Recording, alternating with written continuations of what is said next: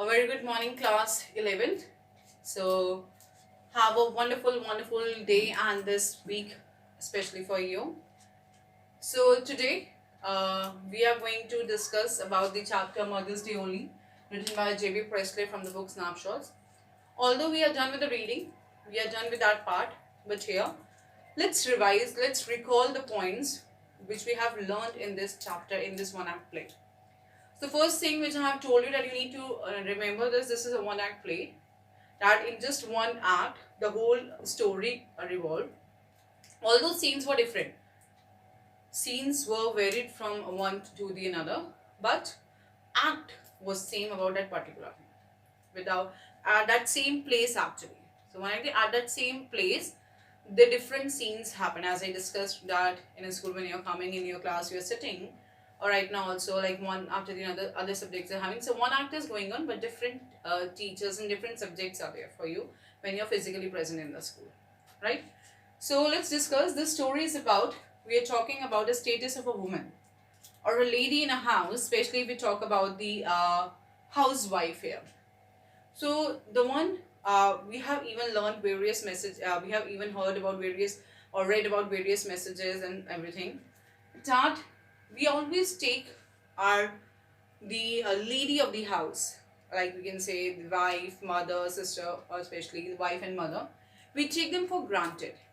Like she is doing all this stuff for us, but what we are doing, we are just not behaving with them properly. And they are not asking for any wages or salary. They are not saying that please take us daily to outside and everything. They just want the love and respect in return, but we are not giving it to.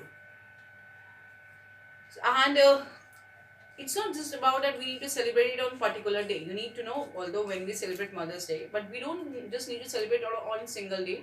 We need to celebrate on each and every day. We need to give the love, affection, respect, everything to that lady, because she is like the backbone, the strength of the family, right?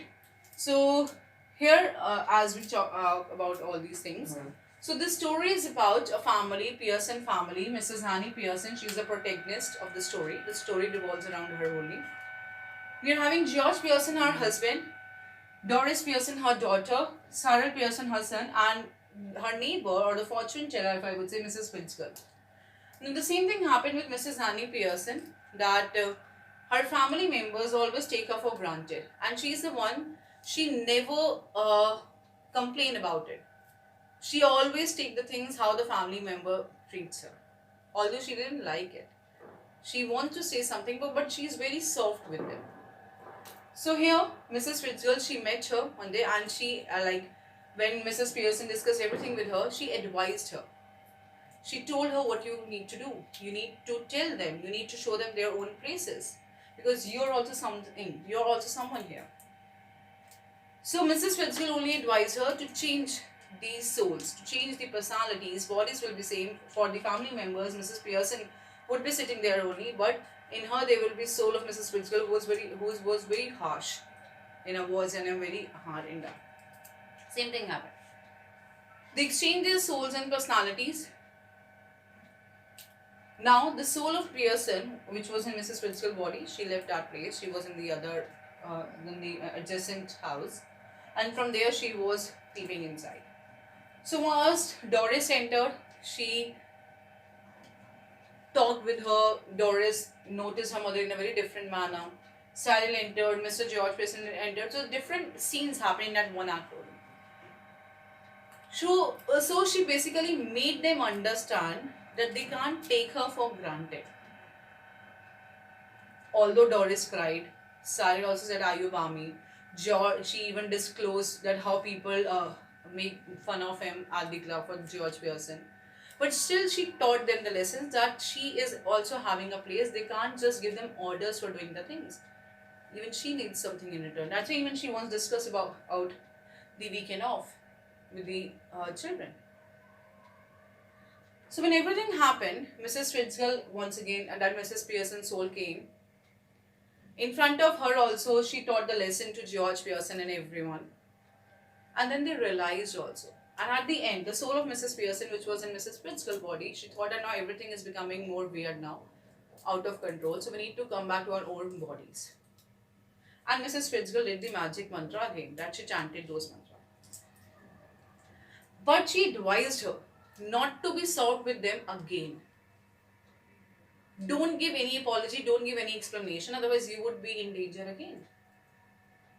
And you need to remember, as she taught them the lessons, they were the common things which the family member asked from Mrs. Annie Pearson. First, is the tea ready? This was the normal question from three of them. Although Doris even asked for ironing the white yellow silk dress, Cyril asked, "Have you mended my work?" George said, "I'm going to the club, so don't require tea." But he was upset because he was not prepared, because it was in his mind that she always performed her duty timely.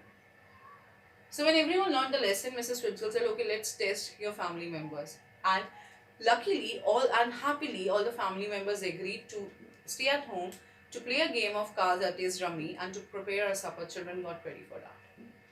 And in that way, the family members learned a lesson that each and every member plays important role. We can't take anyone granted, especially the lady also.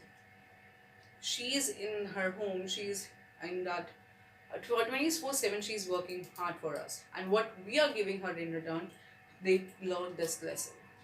So I really hope you have also learned the lesson in your life, that how you need to treat the lady of your house, the mother, and even everyone, how to treat them. You just want love and respect, no selfish reasons they are having with you. So I really hope it's clear to you. So thank you. God bless you.